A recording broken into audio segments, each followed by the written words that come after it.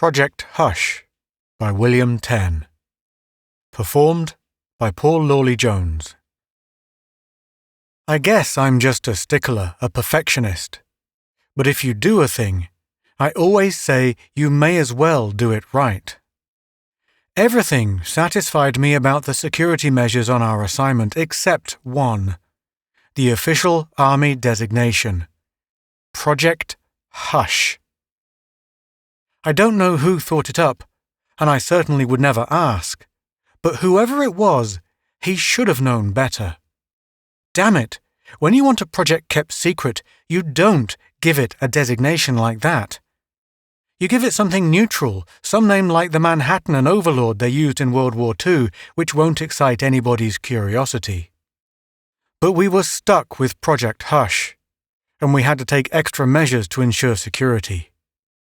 A couple of times a week, everyone on the project had to report to Psycho for DD and HA, dream detailing and hypnoanalysis, instead of the usual monthly visit.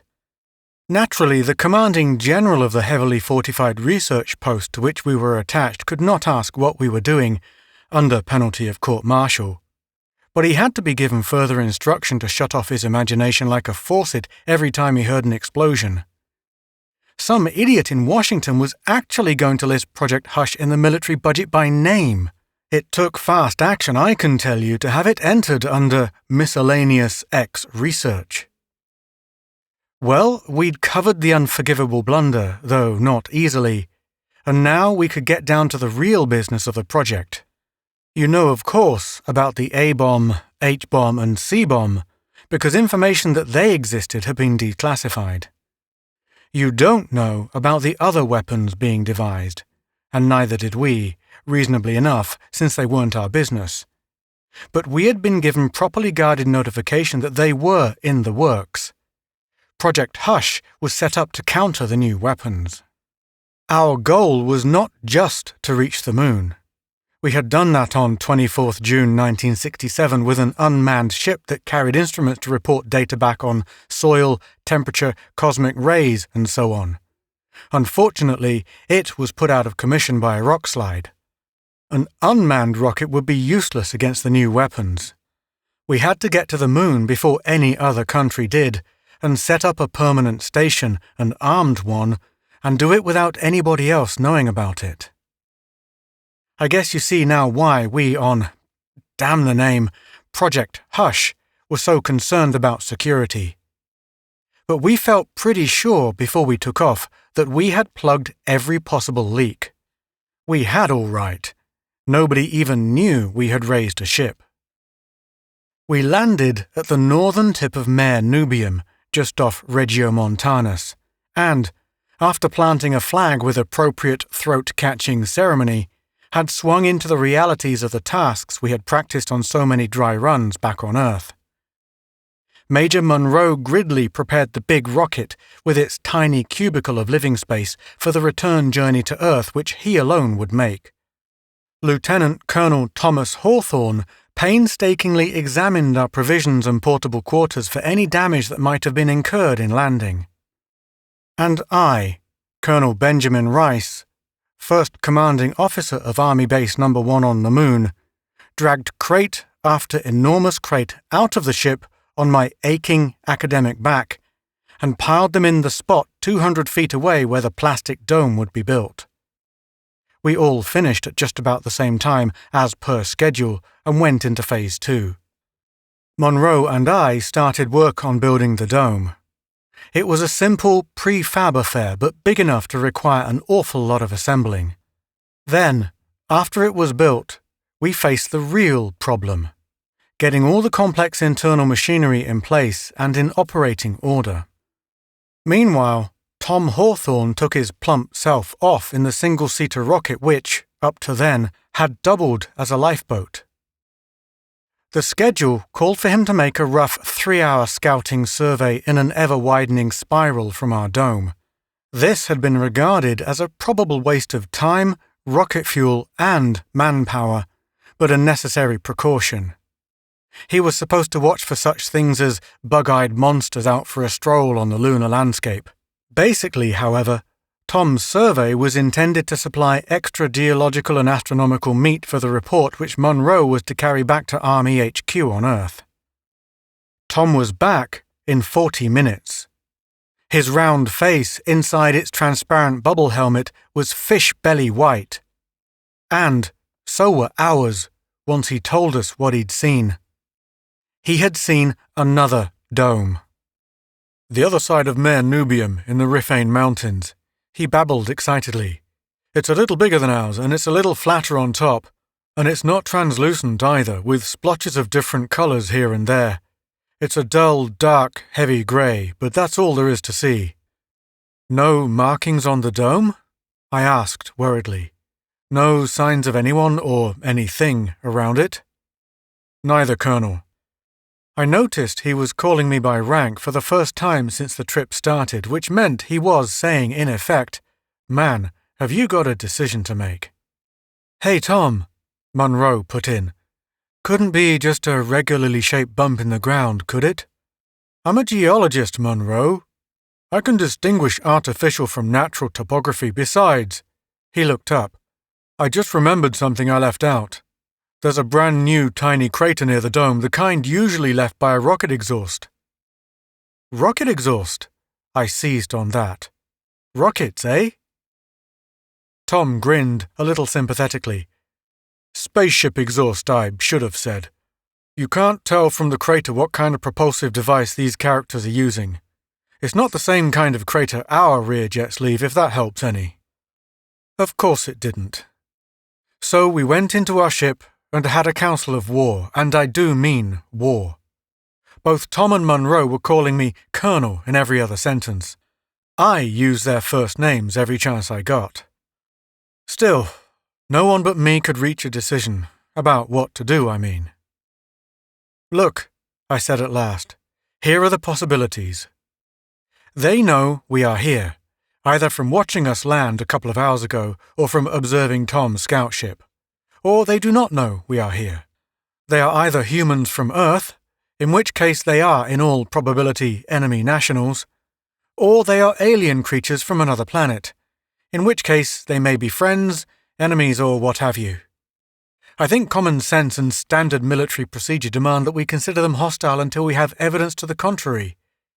Meanwhile, we proceed with extreme caution, so as not to precipitate an interplanetary war with potentially friendly Martians, or whatever they are. All right. It's vitally important that Army headquarters be informed of this immediately. But since Moon-to-Earth radio is still on the drawing board, the only way we can get through is to send Munro back with the ship. If we do, we run the risk of having our garrison force, Tom and me, captured while he's making the return trip. In that case, their side winds up in possession of important information concerning our personnel and equipment, while our side has only the bare knowledge that somebody or something else has a base on the moon. So, our primary need is more information. Therefore, I suggest that I sit in the dome on one end of a telephone hookup with Tom, who will sit in the ship, his hand over the firing button, ready to blast off for Earth the moment he gets the order from me. Munro will take the single-seater down to the Rifane Mountains, landing as close to the other dome as he thinks safe. He will then proceed the rest of the way on foot, doing the best scouting job he can in a spacesuit. He will not use his radio except for agreed-upon nonsense syllables to designate landing the single-seater, coming upon the dome by foot, and warning me to tell Tom to take off. If he's captured, remembering that the first purpose of a scout is acquiring and transmitting knowledge of the enemy, he will snap his suit radio on full volume and pass on as much data as time and the enemy's reflexes permit. How does that sound to you? They both nodded. As far as they were concerned, the command decision had been made, but I was sitting under 2 inches of sweat. "One question," Tom said. "Why did you pick Munro for the scout?" "I was afraid you'd ask that," I told him. "We're 3 extremely unathletic PhDs who have been in the army since we finished our schooling. There isn't too much choice. But I remembered that Munro is half Indian. Arapaho, isn't it, Munro? And I'm hoping blood will tell. Only trouble, Colonel, Monroe said slowly as he rose, is that I'm 1/4 Indian, and even that— Didn't I ever tell you that my great-grandfather was the only Arapaho scout who was with Custer at the Little Bighorn? He'd been positive Sitting Bull was miles away. However, I'll do my best. And if I heroically don't come back, would you please persuade the security officer of our section to clear my name for use in the history books? Under the circumstances, I think it's the least he could do. I promised to do my best, of course. After he took off, I sat in the dome over the telephone connection to Tom and hated myself for picking Monroe to do the job, but I'd have hated myself just as much for picking Tom.